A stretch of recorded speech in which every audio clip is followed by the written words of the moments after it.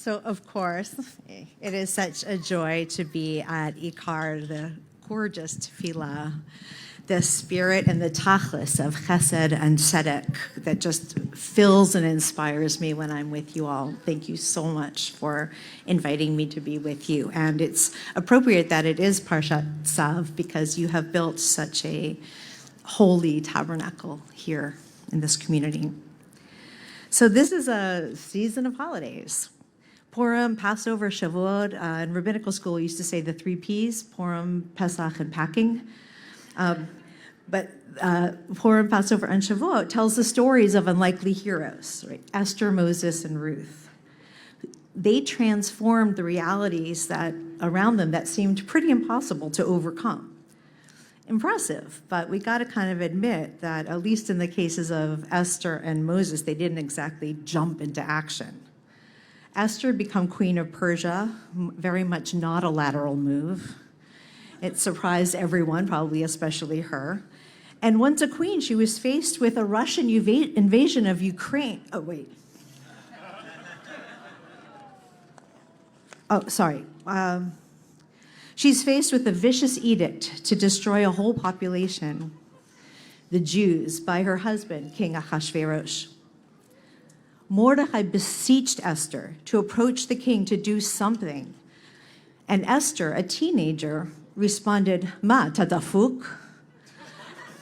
That was the little Israel test there. What are you, an idiot? Which is not exact biblical quote, but it's the general idea. I can't approach the king unbidden. He'll have my head. And Moses. One day Moses is shepherding the flock on a typical Midianite day, and he sees a bush aflame, but not consumed by the fire. And God speaks from the flames. I am the God of your ancestors. I have seen the plight of my people. I shall send you to Pharaoh to free them. To which Moses responds, what? No. I will be with you, God says. Who are you anyway? Moses asks. Ehyeh Asher Ehyeh, God practically sings. Moses stares at the flames. I can't even pronounce that. Being called to a staggering undertaking is not only a biblical experience. We live in a world of problems that are just too big. We feel like the spies who scouted the land of Israel to check out if we could possibly enter it safely. And they came back to the people early in their post-slavery desert wanderings and said, we saw Nephilim, Anakites of the Nephilim. We saw threatening giants. And we were like grasshoppers in our own eyes. And we were like grasshoppers in their eyes as well. A challenge the size of Nephilim, of Anakites, of threatening giants, looms in our own backyard in LA County, that foster system here.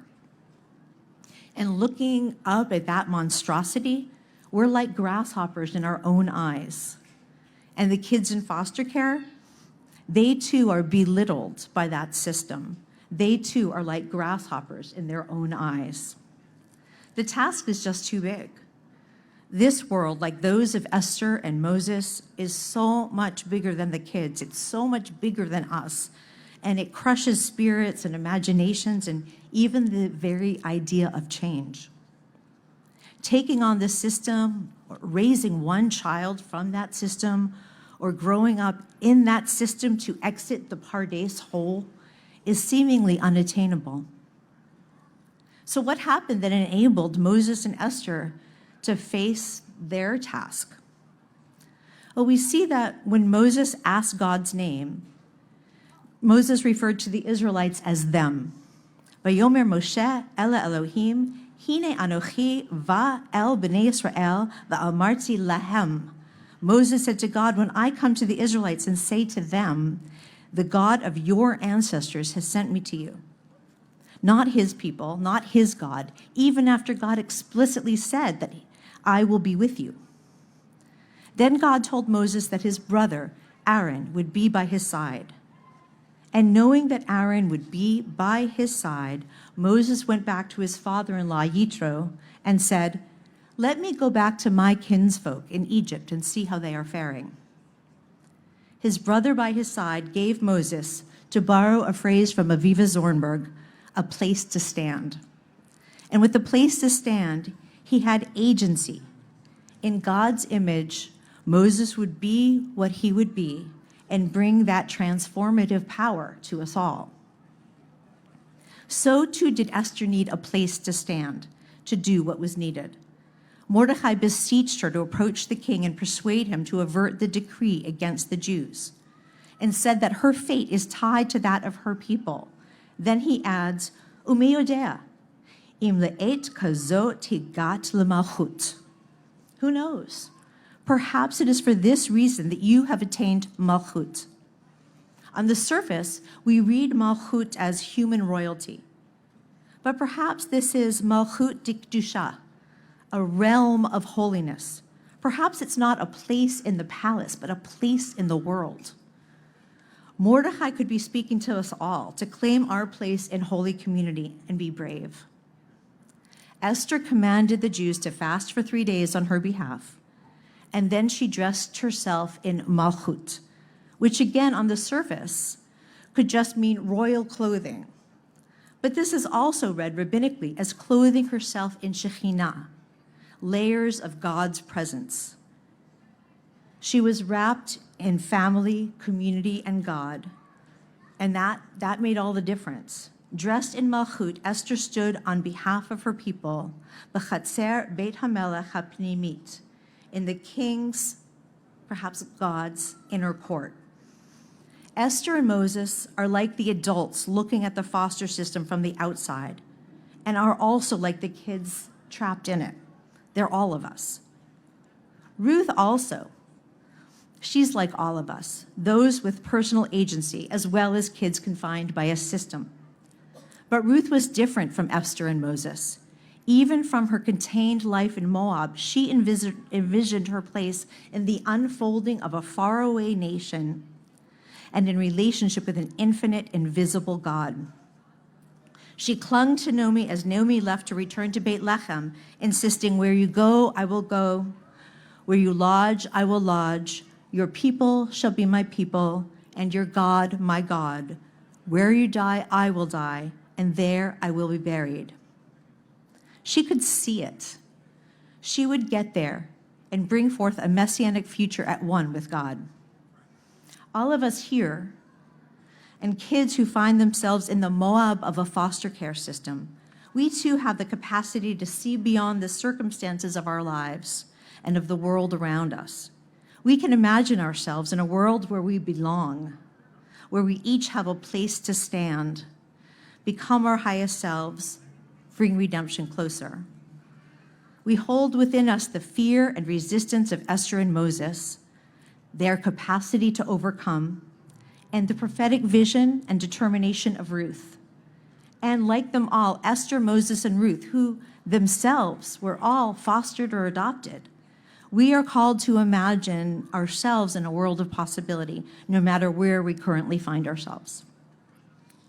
Kids in the LA County foster system are resistant and afraid, and they imagine themselves in a world in which they find their place to stand, to become their highest selves and make their own impact on a big world.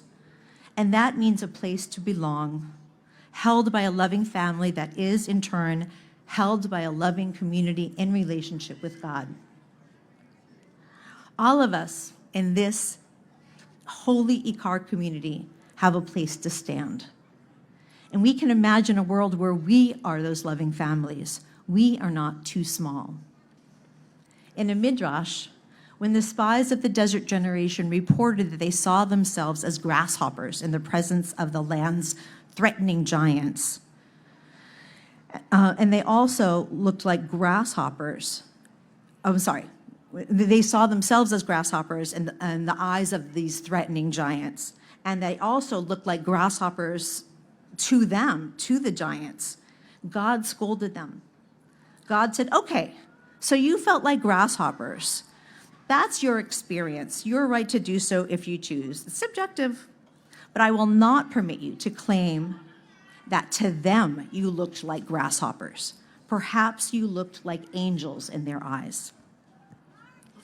Let's see ourselves and every child under the auspices of LA County as angels, messengers of a better world.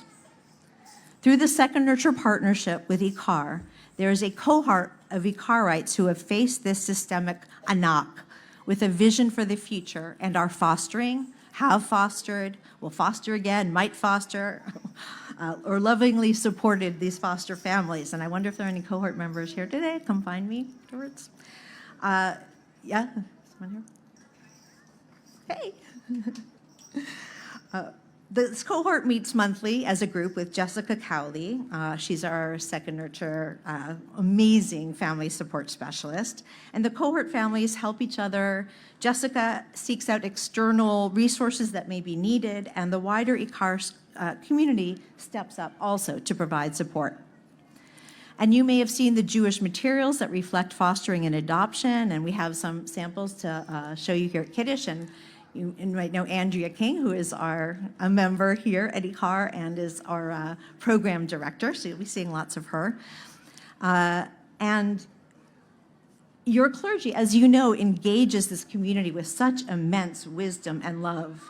And one of the most beautiful Jewish resources that we have was created by Rabbi Kayla Lebel for an ICAR family. It was based on Havdalah, and I really encourage you to take a look at it.